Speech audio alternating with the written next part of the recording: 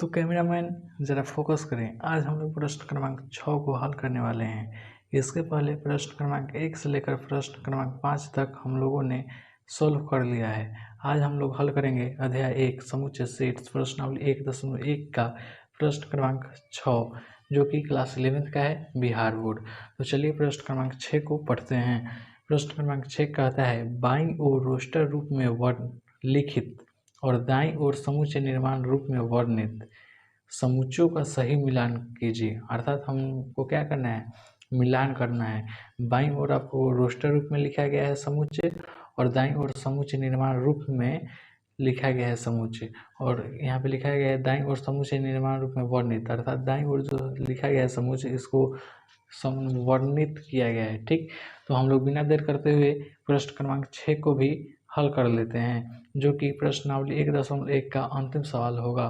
ठीक, तो देखिए यहाँ पे लिखा गया है 1 2 3 6, ठीक, और समुच्चय है एक, तो इसको मिलाना है हमको। इसमें जो 4 ऑप्शन दिए गए हैं, 4 विकल्प दिए गए हैं, इनमें से कौन सा सही है ये बताना है। तो देखिए 1 2 3 और 6 जो है, ठीक, सी नंबर इसका होगा। ठीक, तो कैसे होगा, जैसे देखिए समुच्चय में लिखा है 100x एक प्रकृत संख्या है और 6 की भाजक है।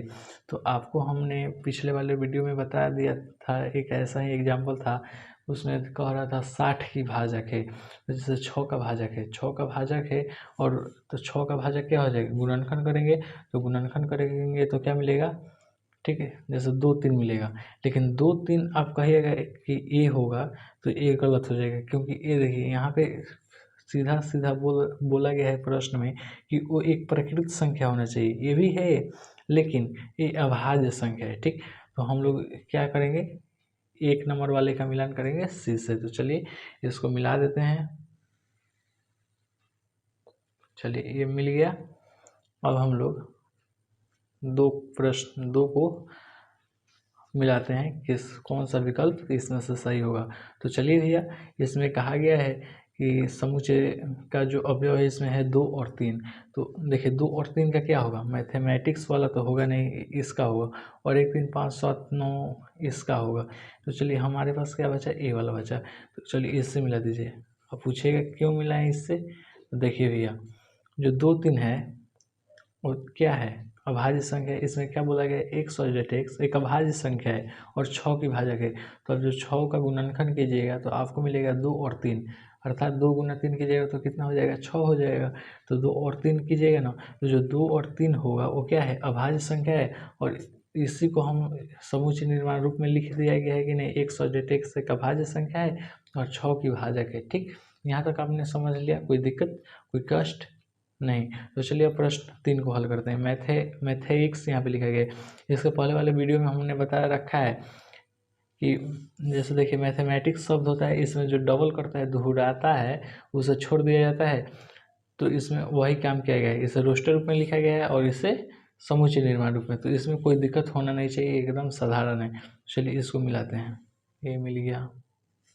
बचा कौन, तो आपके पास बचा 4 नंबर वाला, तो सब मिल गया है, बचा है बी नंबर। तो 4 नंबर वाले को बी नंबर से मिला दीजिए।